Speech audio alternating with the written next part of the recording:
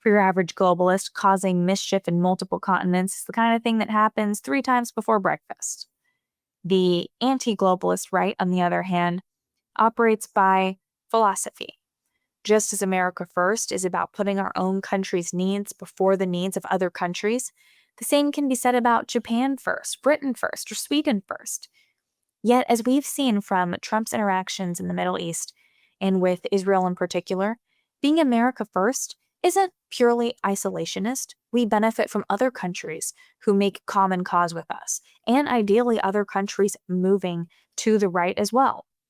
And right now, kicking the globalists out is undeniably a cause that we can all get behind. We want to kick them out of power, by the way. So what does this look like in practice? For one, it involves a great deal of sharing notes, just like the globalists do. In every country where there's a strong populist right-wing movement, there is a competent politician leading the way. We have Donald Trump here. El Salvador has Nayib Bukele. Argentina has Javier Milei. The UK has Nigel Farage.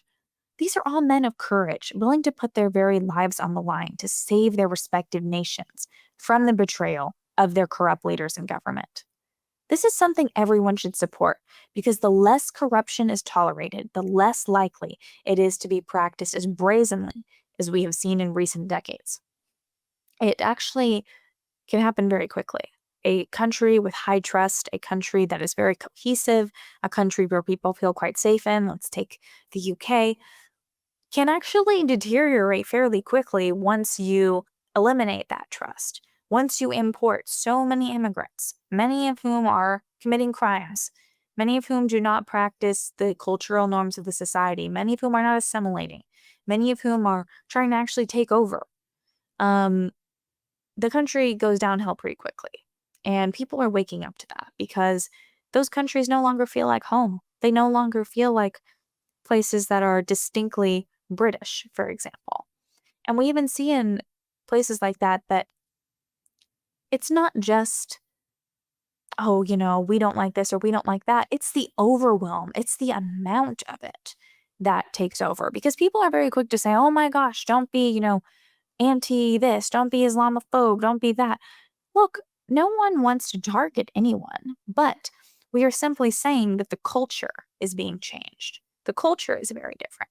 If you're, let's say, a Western Christian person and you travel to, Saudi Arabia, you're going to expect that they're going to have different cultural practices. They're going to have different norms, different religion, and so on. And so that's not such a crazy thought to think if you're someone who's living in a country in Europe. Here in America, we are not so far gone as Europe at this point, but we need to look at the mistakes that they've made and see how bad what they've done has been and realize we don't want America to go that direction. We don't want America to fall to Sharia law. We don't want America to lose our culture, our customs, our practices, our social trust.